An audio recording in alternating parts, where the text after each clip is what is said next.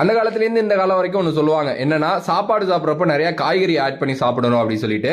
Recent டைம்ஸ்ல நான் ஒரு காய்கறியை பயங்கரமா ஆட் பண்ணி என்னோட சாப்பாடுல சாப்பிட்டுட்டு இருக்கேன் அப்படின்னா அது வந்து முள்ளங்கி அப்படின்னு சொல்லலாம். ஏன்னா முள்ளங்கில ஏகப்பட்ட நல்ல விஷயங்கள் வந்து பாத்தீங்கன்னா இருக்கு, ஏகப்பட்ட நல்ல ஊட்டச்சத்துக்கள் வந்து அதுல வந்து இருக்கு. முள்ளங்கி நீங்க தொடர்ந்து சாப்பிட்டுட்டு இருக்கீங்க அப்படின்னா நிறைய ஆரோக்கியமான நன்மைகள் வருது. அதுல ஃபர்ஸ்ட் வந்து காய்ச்சல் ஏற்படுற டைம்ல முள்ளங்கியை சாப்பிட்றப்போ உடம்புல இருக்கிற வெப்பநிலையை குறைச்சி அது வந்து பாத்தீங்கன்னா காய்ச்சலை குறைக்கிறதுக்கு வந்து ரொம்ப உதவியா இருக்கு. தலைவலி எல்லாம் இருந்துச்சு அப்படின்னா முள்ளங்கி சாப்பிடுறதன் மூலம் வந்து பாத்தீங்கன்னா அது குறையுது.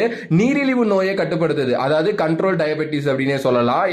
சர்க்கரை நோய் இருக்கிறவங்களை வந்து பாத்தீங்கன்னா கட்டுப்பாடா வச்சுக்கிறதுக்கு இந்த முள்ளங்கி வந்து ஒரு முக்கியமான உணவுப் பொருளாவே பயன்படுது. முடியோட தரத்தை மேம்படுத்துது. நிறைய பேருக்கு ஹேர் வந்து ரொம்ப பிடிக்கும், ஹேரை கரெக்டா பாதுகாக்கணும்னு நினைப்பீங்க, அவங்க எல்லாருமே முள்ளங்கி சாப்பிடுறது நல்லது. மஞ்சக்காமலை இருக்கிற டைம்ல முள்ளங்கி எடுத்துப்பாங்க. நம்மளோட சரும அமைப்பையும் வந்து பாத்தீங்கன்னா மேம்படுத்துறதுக்கு அது ரொம்ப உதவியா இருக்கு. உடல் எடையை குறைக்க விரும்புறவங்க முள்ளங்கியை தொடர்ந்து எடுத்துக்கலாம். அது வந்து சமையான ஒரு பொருள்.